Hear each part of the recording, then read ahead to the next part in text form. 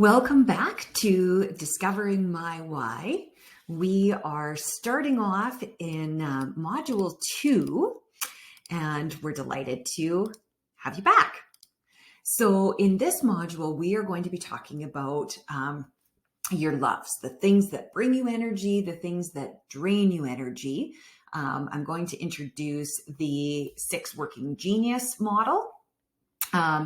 As well as connect all of that to your passions. And then, of course, there is the homework exercise. So before we jump in, I would like you to ponder this reflection question. So looking at your homework for Module 1, so those sheets that you filled out, what was an insight you gained about your talents? So pause the video, just take a minute or two to really think about that. What is something that you got out of that exercise that maybe was a surprise, something you weren't expecting, or something that just really validated what your talents are?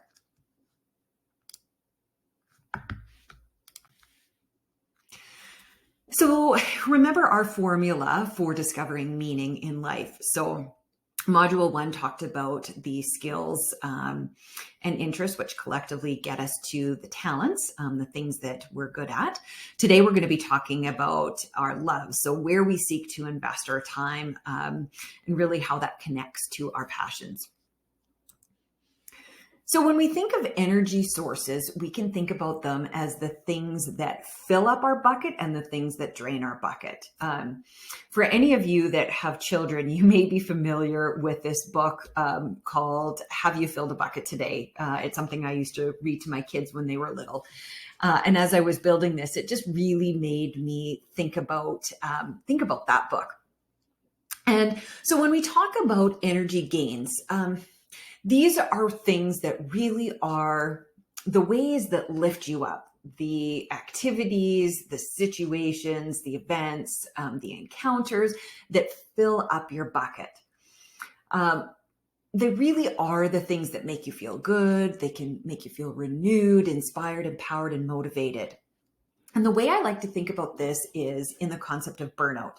So I don't think burnout is simply a matter of doing too much or too many things. I think burnout really is not doing enough of the things that fill up your bucket.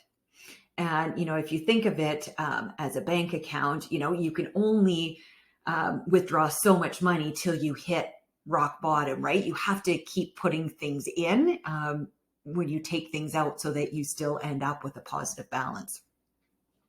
So from an energy drain standpoint, of course, this is the opposite. So these are the things that leave you feeling depleted, down, low.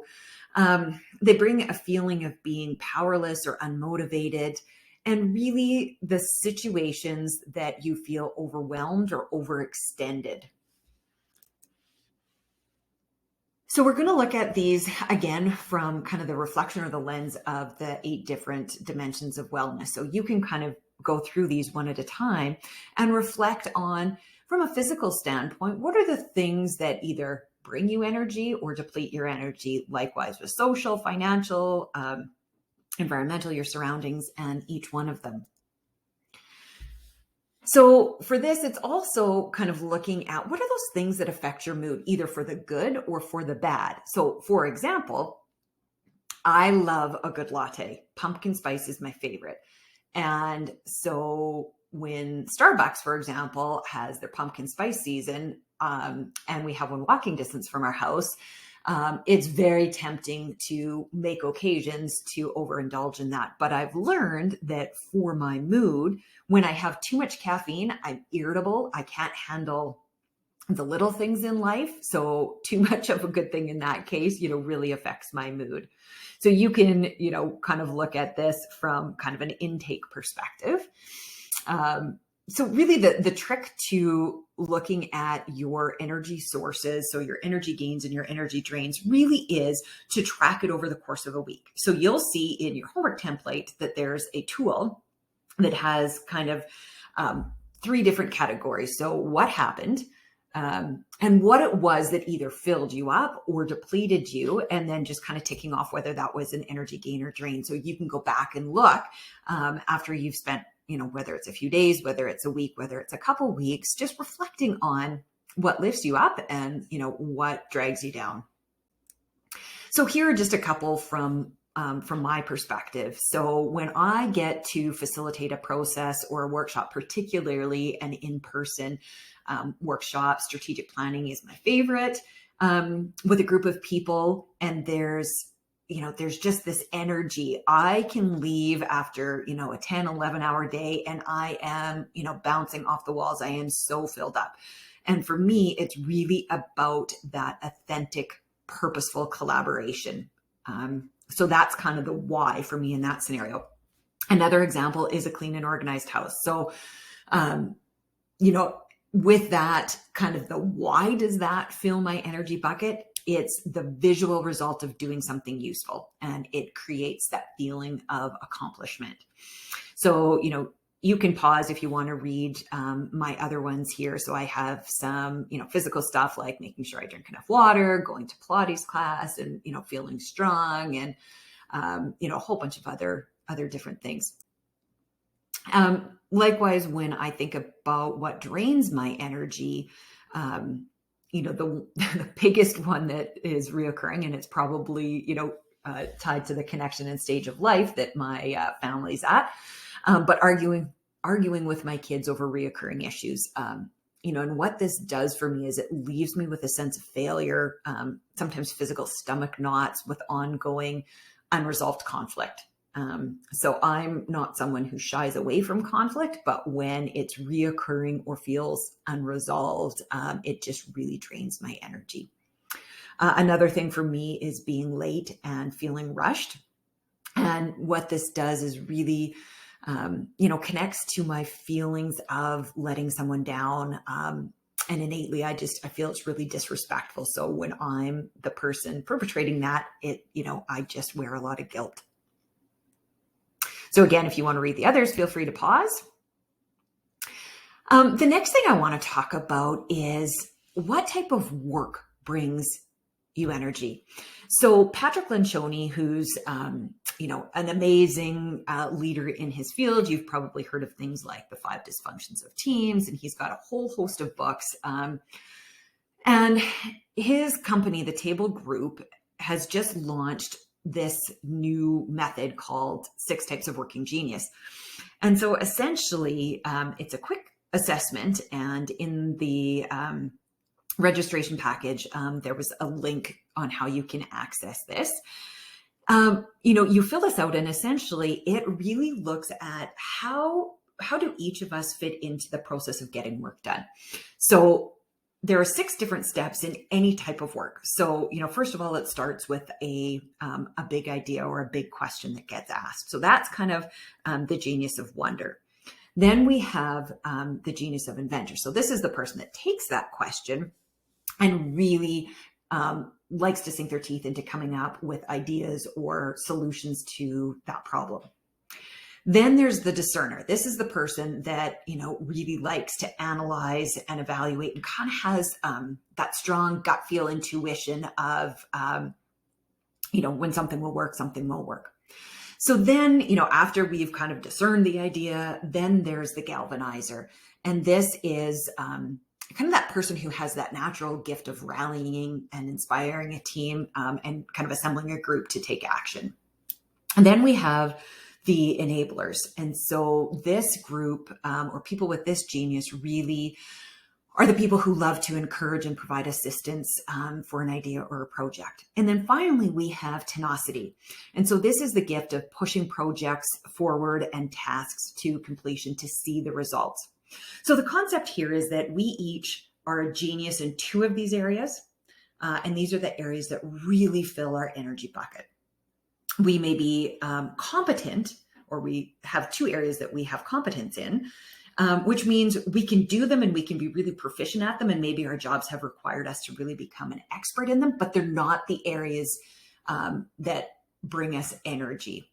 And then the last 2 are the areas of frustration. So these are the areas that if you had to spend the bulk of your time working in these areas, that you would end up feeling frustrated and depleted and likely feeling a sense of burnout. So when you do the assessment, you'll get a a PDF document sent back to you. And essentially it breaks down what are your 2 areas of genius, what are your 2 areas of competency, and what are your 2 areas of frustration.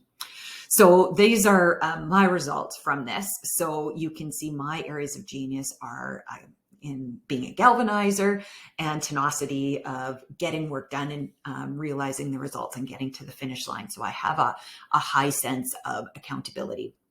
I'm very competent in kind of asking the big pondering questions and encouraging others.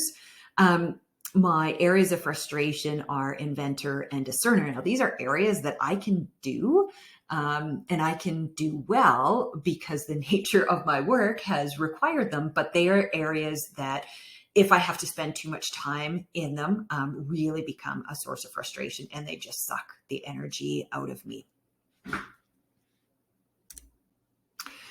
So let's talk about passion. So these are our loves, where we seek to invest our time. So when we think about passion, it's really about the emotions, the motivations, things that we care deeply about. So for me, the things that I'm passionate about and that have come about from answering and going through the homework exercises, which I'll talk about in a minute, are bringing people together and creating collaborative environments, growing in my faith, lighting people up and cheering them on, especially my kids. I'm passionate about my physical health and choosing activities that allow me to stay healthy. And then I'm also passionate about building a coordinated wardrobe. So that's kind of, I guess, my guilty passion. So as part of the exercise, the homework exercises, I'd really like you to think about one day in particular, the day that you can think of that brought you the most satisfaction and left you full of energy. So I'd like you to think about what that day was and what made it so. Why do you feel like your bucket was full at the culmination of that day? So for me, it was linking back to facilitation and a day spent working collaboratively with people where I successfully led them through solving a problem.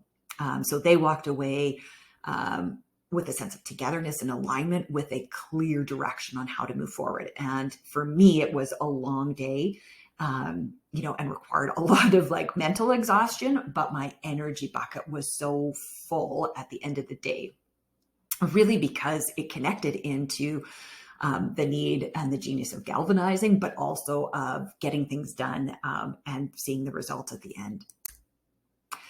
So the next question I'd like you to think about is, what problems do you see around you that spur a deep frustration, maybe a burning in your soul? It could be injustices that bother, or you could be just as something simple as, what are the things that irritate you that you would like to eliminate or be free from? So for me, I can't say I had like these big global injustices or, a deep frustration. But for me, where I find, when I see something and I just want to dive into it, is where I see people struggling with clarity and understanding what's important to them, where I feel like they're just spinning their wheels. I just want to jump in and help them. And so for me, this is connecting to kind of that frustration when I see people wasting their talent or inefficiencies in systems and processes. The last thing I'd like you to do is look at what interests do you choose that forego others. So when you go back to your very first homework exercise in module 1, where we had that grid of the interests in the 4-part grid, look through all of those interests and see, are there any that rise to the top that you will intentionally forego or stop doing something else, even if it's temporary, in order to enable something else to happen? So when I did this, what came to me was formal learning opportunities. So training or next level consulting engagements that expand my ability and grow my sense of self. Specifically those where there was some form of validation or success at the end. So whether it was like certification or, something more than a webinar where there was a formal culmination at the end. And so I would forego, hobbies and activities and things that I normally schedule into my day because I love doing them, like Pilates and walking the dog. Even would forego, watching my kids' activities temporarily in order to take on a formal learning opportunity. So let's recap the homework for Module 2. So the first one is reflecting on your energy gains and drains. So you'll see there it's kind of looking at, what was the experience or situation and why was it a gain or a drain? And then you can, tick the box between, did it fill up your tank or did it empty your tank? Then there is the 6 Genius models. So you have to use and access that link I gave. I think it's about 50 questions. It takes 10 or 15 minutes to complete the assessment, and then it will send back your report on what are your areas of genius, your areas of competency, and your areas of frustration. And then the last thing is really reflecting on your passions. So, what was that day that filled up your bucket, and what made it so? What are kind of those sources of frustrations, irritations, or kind of that burning desire? And then lastly, reflecting back on your interests to see, which ones you would take on at the expense of not being able to do others. Enjoy your homework, and we will see you back for Module 3.